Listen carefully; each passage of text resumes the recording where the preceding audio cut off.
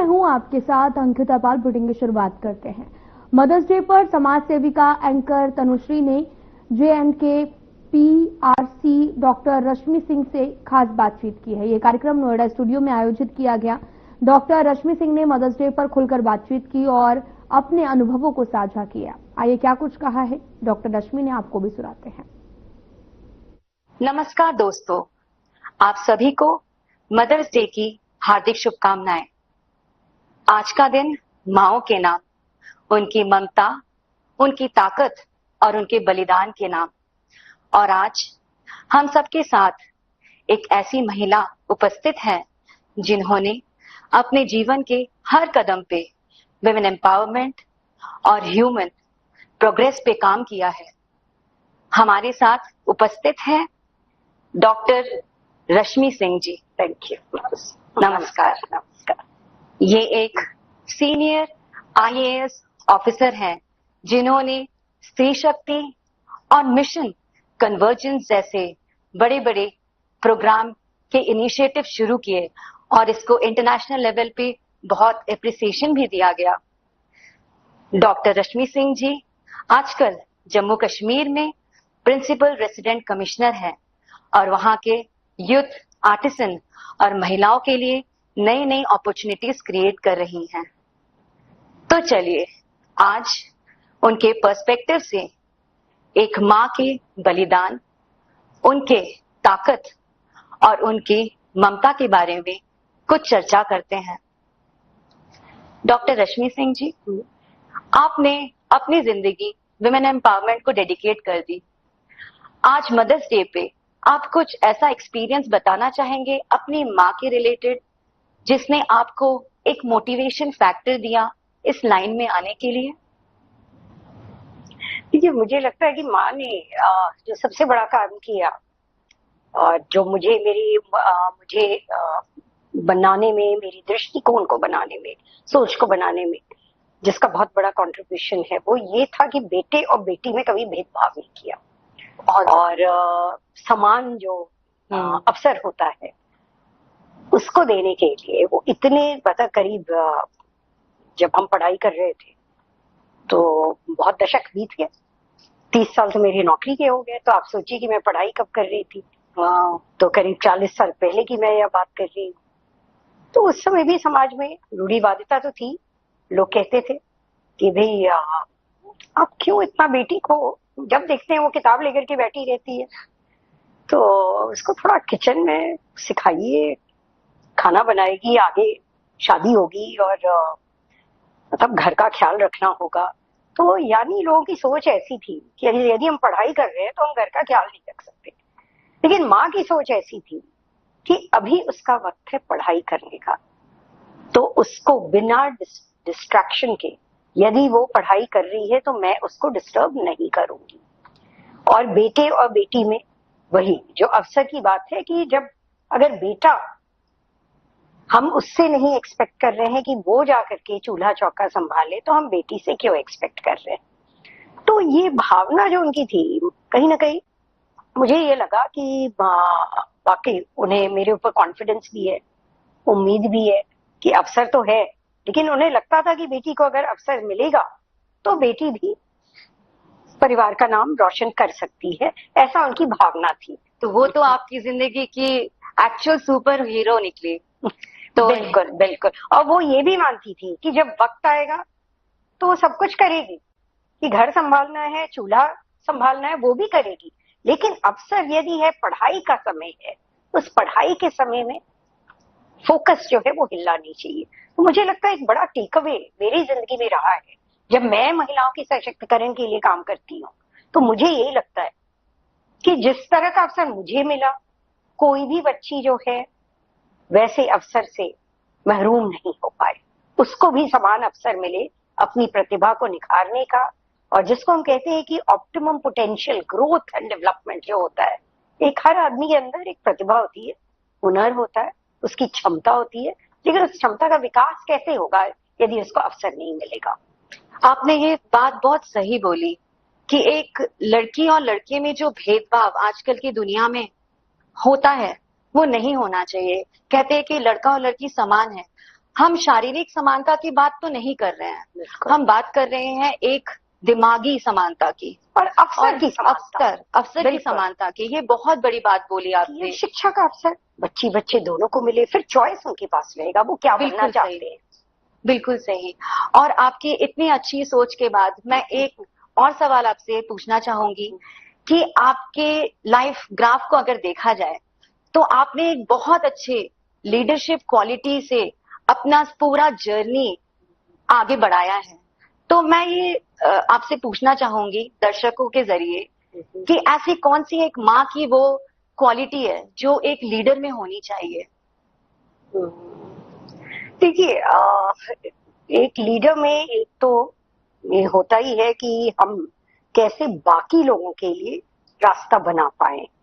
यानी एक माँ अपने परिवार में जब क्षमता विकास के लिए काम करती है, अपने बच्चों के विकास के लिए काम करती है, तो वह ये देखती है कि यदि सीमित रिसोर्सेज हैं, रिसोर्सेज तो असीमित कहीं भी नहीं होते। बिल्कुल बिल्कुल। न देश में है, न परिवार में है, न समाज में है, सीमित रिसोर्सेज है। उस सीमित रिसोर्सेज को हम एक बैलेंस करके कैसे चलते हैं, तो एक बैलेंस ग्रोथ एंड डेवलपमेंट एक परिवार का भी, तो उसी रिसोर्सेज में कितना पैसा है जो कि हम खाने पे लगाएंगे, कितना पैसा है जो हम पढ़ाई पे लगाएंगे, कितना पैसा है जो हम स्वास्थ्य पे लगाएंगे, तो वो अपने बजट को इसी तरह से प्लानिंग करके माँ चलती है। तो मुझे लगता है कि बहुत बड़ी लीडरशिप का गुण ये दिखता है कि वो कितने प्लान्ड वे में जो है अपने संसाधन को, उनके इस्तेमाल को जुडिशियस वे में वो प्लान करती है।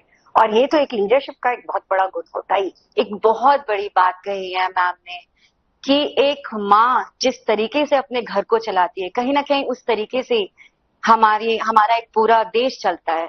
बिल्कुल। तो ये लीडरशिप क्वालिटी बिल्कुल ये जिसको मैं कहती हूँ ये फेमिनिन स्टाइल ऑफ लीडरशिप। तो एक फेमिनिन स्टाइल ऑफ लीडरशिप जो है, तो उसमें यह नहीं है कि वो पुरुष या नारी, बट ये जरूर है कि ये भावना कि हम कैसे अपने रिसोर्सेज का मतलब ज्यादा अच्छे से बैलेंस वे में और बिना भेदभाव के हम एक अच्छी माँ की सीख, एक भविष्य, अच्छे भविष्य का एक नींव होती है कहीं ना कहीं। बिल्कुल बिल्कुल।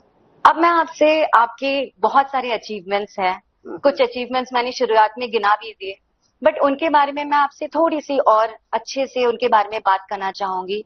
जैसे कि आपकी स्त्री शक्ति और ये मिशन कन्वर्जेंस, ये एक दो ऐसे इनिशिएटिव्स थे जिन्होंने कहीं ना कहीं देश को एक अलग पहचान दी। तो मैं जानना चाहूंगी कि ऐसा कोई किस्सा जो आपको याद हो जिसने एक माँ की जिंदगी को बदला हो, अगर आप हमारे साथ। जरूर। देखिए, मुझे लगता है कि माँ की जिंदगी, जब आप एक जर्नी को देखते हो तो उस जर्नी में कहीं ना कहीं ये प्रायोरिटाइजेशन बहुत होता है। जैसे मैंने रिसोर्सेज की बात कही, तो रिसोर्सेज का प्रायोरिटाइजेशन में अब एक किस्सा मुझे याद आता है राजस्थान में, कि राजस्थान में एक पंचायत में हम इसी तरह से एक चर्चा के लिए गए, और जो मेरे अपने कन्वर्जेंस की जर्नी उस समय भारत सरकार के माध्यम से, तो पाली जिले की मैं बात बता रही हूँ। तो वहां पे इस चर्चा में तो कई माँ बैठी थी, तो उनसे हम लोग बात कर रहे थे, माँ के रूप में नहीं, एक महिला के रूप में जैसे बात कर रहे हैं कि आप बताइए आपकी क्या समस्याएं हैं और लोकल जरूरत क्या है। तो वहां पर उन्होंने बताना शुरू किया कि नहीं, हमारे यहाँ स्कूल जो है वहां पर जैसे टॉयलेट वो ठीक नहीं है, या सड़क ठीक नहीं है, या बिजली पानी की बात कही कि पानी दूर से लाना पड़ता है।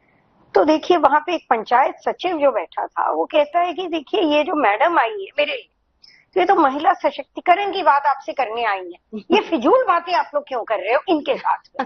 तो देखिए कि ये उस समय की बात मैं बता रही हूँ जब ये सोच थी कि जैसे कि मतलब माँ को अगर अपने बच्चे के लिए बात करनी है तो ये सब बातें जो है एक्सटर्नल है, ये सशक्तिकरण नहीं है। जबकि वो माँ अपनी बेटी की सुरक्षा के लिए सोच रही थी कि सड़क अच्छा हो, उसको दूर जाकर के पानी नहीं लेना पड़े।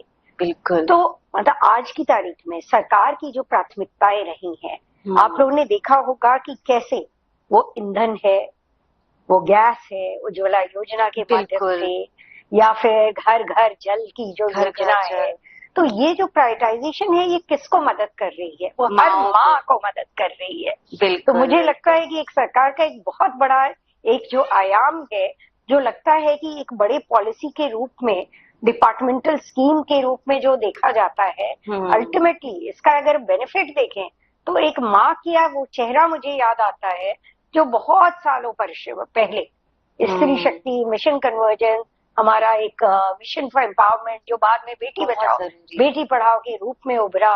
तो ये सब जो है जर्नी वो उसी माँ का चेहरा मुझे याद आ जाता है। बिल्कुल, और इसी की वजह से आज हमारा सीबीएसई का पूरा पैटर्न चेंज हो गया और बेटी बचाओ ये इसका एक पूरा सब्जेक्ट उन्होंने इनकलकेट किया है हमारे सोशल साइंस में। बिल्कुल बिल्कुल।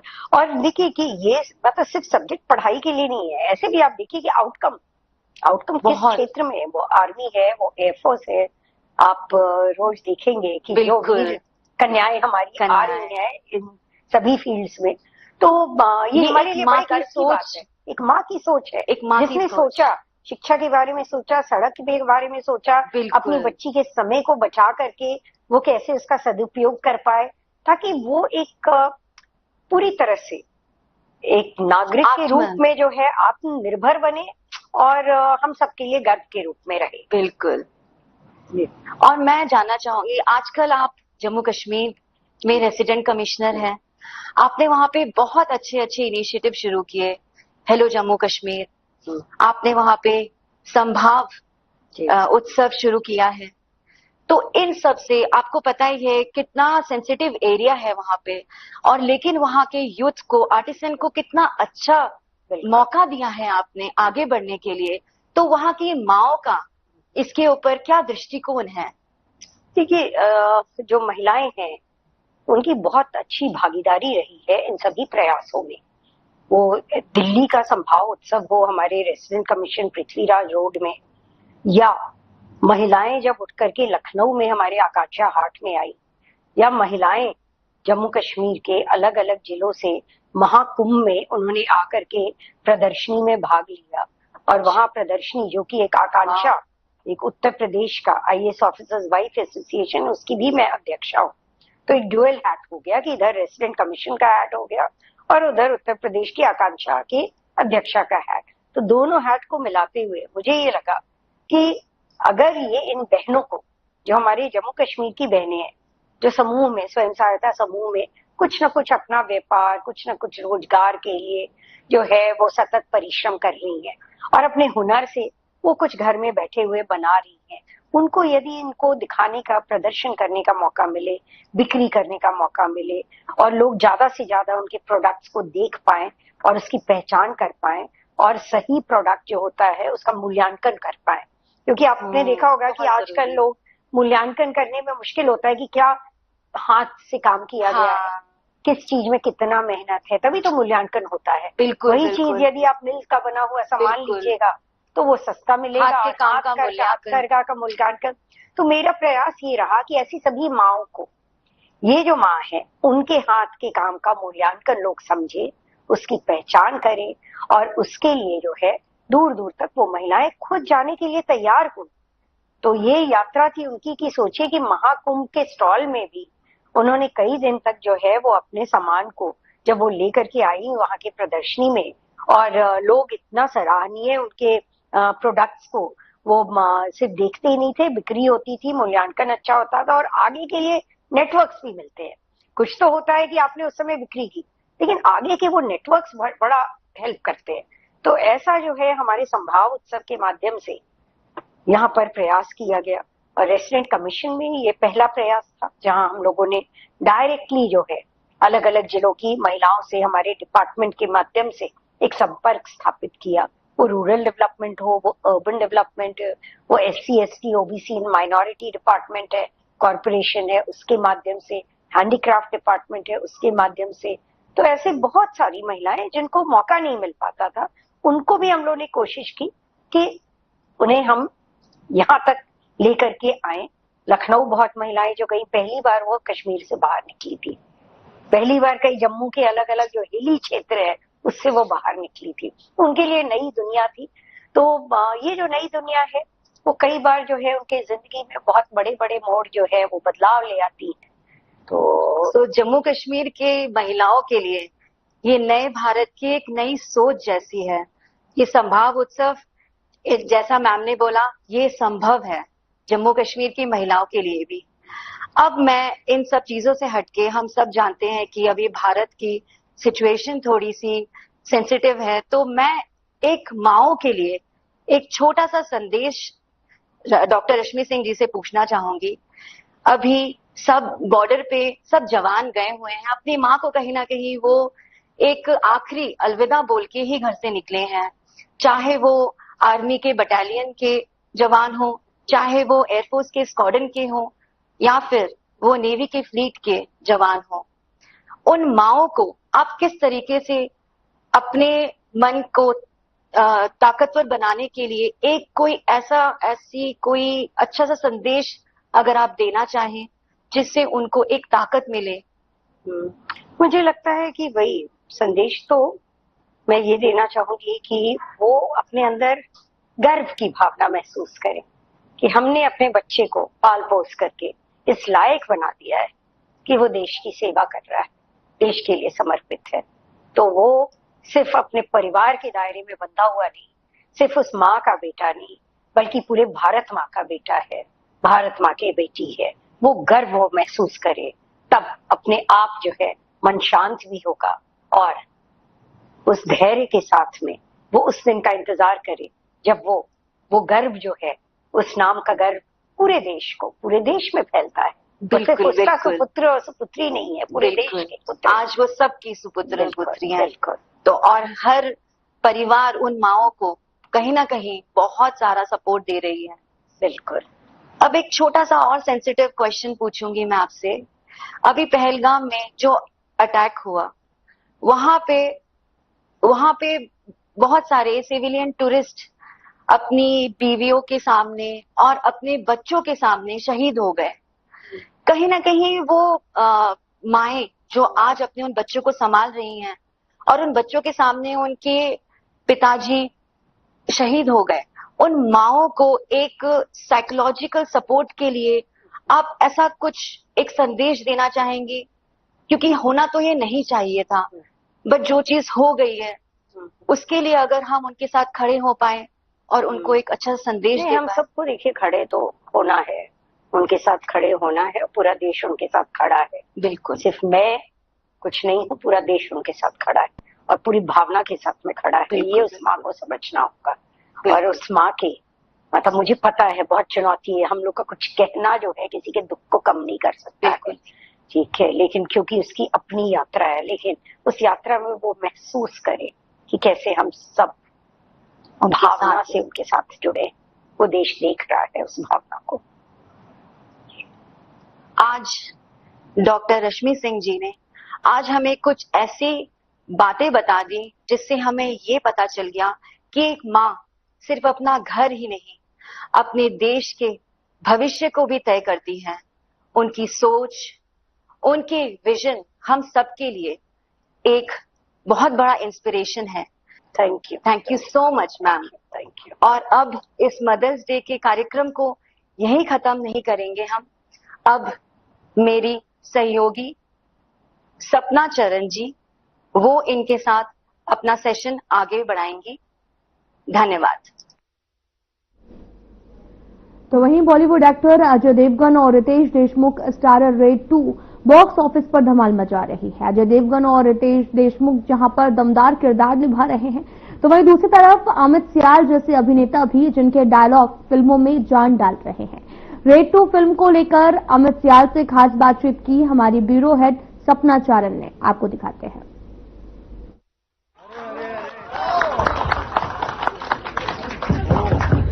ये सब आप लोग। नमस्कार dear patterns, put your hand together for the incredible talented actor mister Amit Sial उर्फ लल्लन जी। सर एक जनरल फीडबैक चाहते हैं, how was the movie? Thank you. जैसा कि हम हर बार आपको एक नए गेस्ट से मिलवाते हैं, ऐसे ही आज हमारे स्टूडियो में बहुत स्पेशल गेस्ट मौजूद हैं। अमित सियाल जी, जो कि बहुत जाने माने बॉलीवुड के एक्टर हैं, रेड 2 में उन्होंने काम किया है, रेड 1 में भी हालांकि वो काम कर चुके हैं, उनका बहुत लंबा करियर है। रेड 2 के बारे में खास तौर पे आज हम बात करेंगे। सबसे पहले तो मैं आपसे ये क्वेश्चन पूछूंगी कि रेड 1 में भी आपने काम किया, रेड 2 में भी। एक्टर्स बहुत मेहनत करते हैं, लेकिन वो 2 से ढाई घंटे के बीच में सिमट जाता है। तो उस मेहनत के बारे में अगर आप बताएं सबसे पहले कि क्या मेहनत रही आपकी, क्या मतलब इस पूरी मूवी को बनाने में क्या चैलेंजेस आपके सामने रहे? मेरे सामने तो कोई चैलेंजेस नहीं रहा, मैं तो एक्टर हूँ। चैलेंजेस जो रहते हैं वो पहले तो राइटिंग से शुरू होते हैं, फिर प्रोड्यूसर्स के सामने चैलेंज रहते हैं, एग्जीक्यूटिव प्रोड्यूसर होते हैं, डायरेक्टर के सामने सबसे बड़ा चैलेंज होता है क्योंकि उसकी सारी विजन होती है, वो सब लोगों को इकट्ठे करते हैं, फिल्म बनाते हैं। और फिल्म बनाना सिर्फ शूटिंग तक नहीं है, फिल्म बनाना पोस्ट प्रोडक्शन में भी है, एडिट है। और तो फिल्म मेकिंग बेसिकली एक पूरा साइंस है, यू नो। और एक तरीके से आप कह सकते हैं कि उसका साइंटिस्ट, जो चीफ साइंटिस्ट है, वो डायरेक्टर होते हैं। तो हम लोग तो बहुत छोटा सा कंपोनेंट है फिल्म मेकिंग।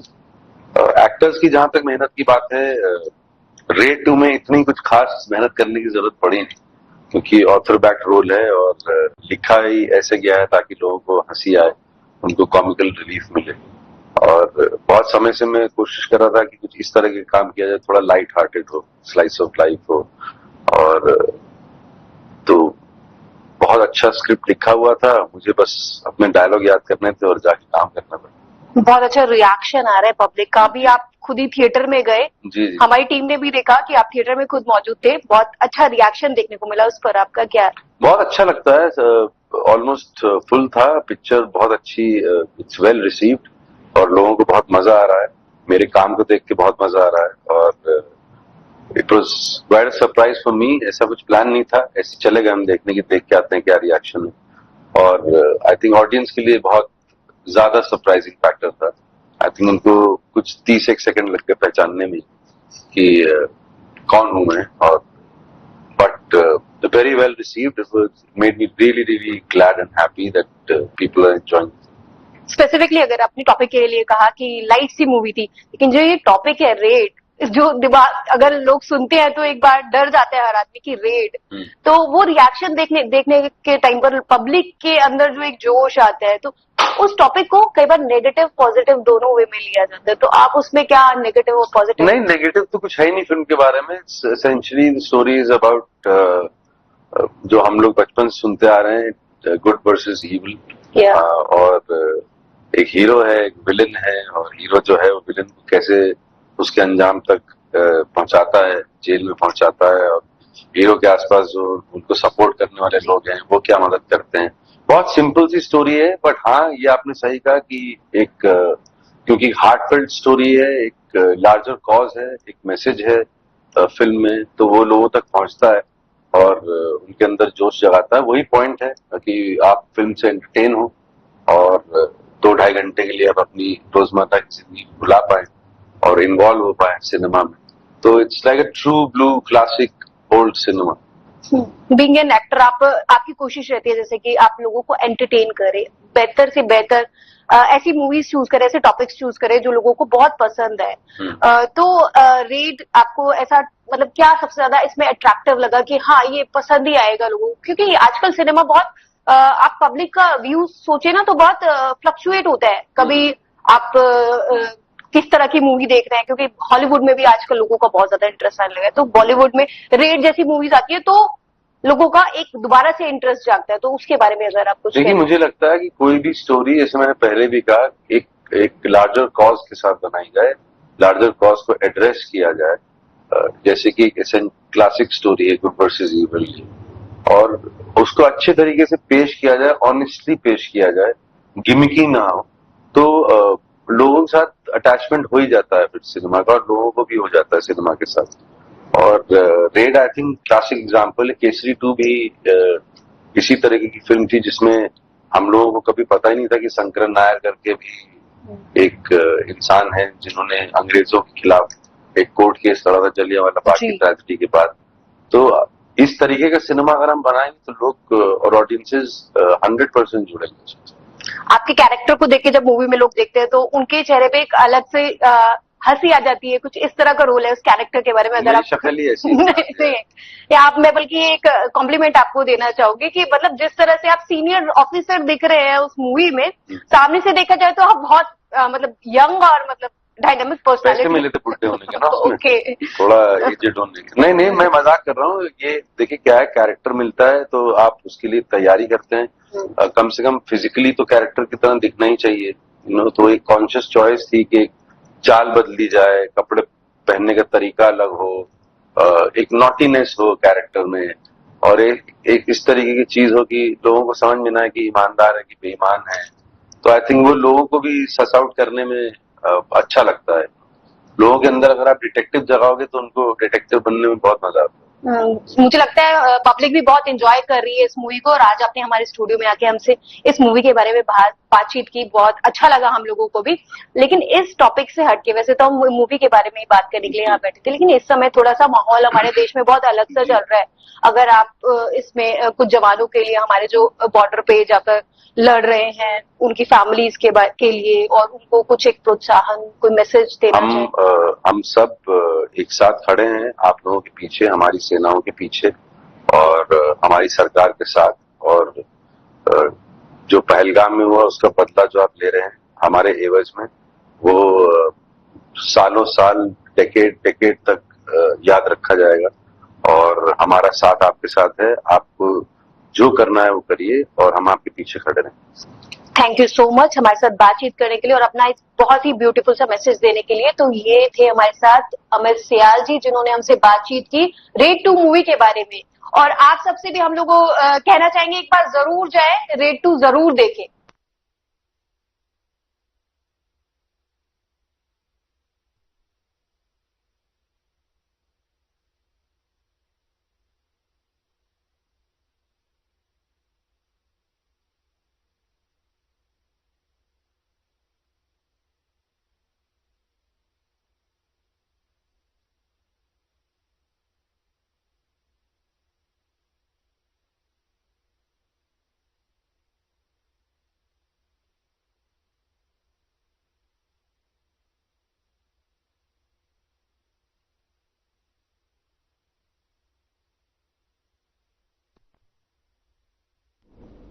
तो सीधा आपको लिए चलते हैं लखनऊ, जहां पर आज मदर्स डे है और मदर्स डे को लेकर लगातार लोगों में उत्साह देखने को मिल रहा है। इस पर शैक्षणिक संस्थान से हमने खास बातचीत की है। क्या कुछ कहना है पूजा का, सुनाते हैं आपको। नमस्कार। पाश्चात्य संस्कृति के मातृ दिवस की अनेकों शुभकामनाएं। पर मेरा एक सवाल है, क्या हमारे हिंदुस्तान में एक भी दिन, या ये कहूं एक भी पल ऐसा है जो माँ का नहीं है? माँ की हर सांस में अपने बच्चों की खुशबू होती है। I am grateful to my daughter Sanjana, जिसकी वजह से मेरा मातृत्व पूर्ण हुआ। बट आपको एक इंटरेस्टिंग किस्सा सुनाती हूँ। अभी एक किसी समारोह में गई, वहाँ सारे मदर्स आए हुए थे, तो मैंने पूछा आपके बच्चे का क्या नाम है? उन्होंने बोला आईवी। आईवी? तो बोला हाँ, आई एम अ डॉग। तो सोचिए, मुझे इतना अच्छा लगा कि मातृत्व जो है वो किसी, जरूरी नहीं कि आप किसी बच्चे को पैदा करिए तभी आप में वो फीलिंग्स आएंगी। ये इतनी खूबसूरत फीलिंग है, ये मदरली फीलिंग है, आप किसी की ये भी पनप सकती है। और ये इट इज वेरी नेचुरल, ये आप आर्टिफिशियली नहीं डेवलप कर सकते, it has to come from deep within. और यदि कोई कितना भी बच्चा बोले मेरी माँ मुझे मारती है, मुझे स्ट्रिक्ट है, मुझे परमिशन नहीं देती है, मेरे को ये अच्छा बना नहीं पाती है, बट यदि आप उसको चॉइस दो कि बच्चा ठीक है आपकी मामा अच्छी नहीं है तो आप इसकी मामा स्वैप कर लेते हैं, वो कभी हाँ नहीं बोलेगा। तो ये खूबसूरती है माँ की। इन्हीं शब्दों के साथ आप सबको मातृ दिवस की एक बार फिर से बहुत बहुत शुभकामनाएं। आपका दिन शुभ हो। बहुत फिलहाल में इतना ही। नमस्कार।